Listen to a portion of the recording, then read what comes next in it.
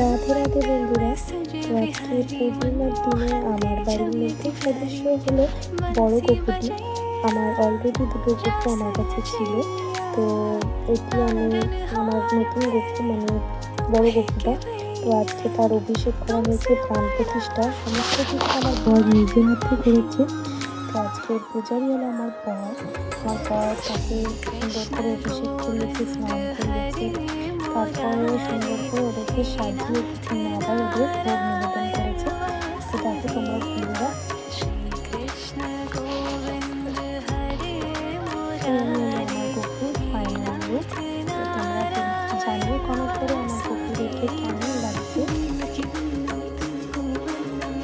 রাধে রাধে বন্ধুরা।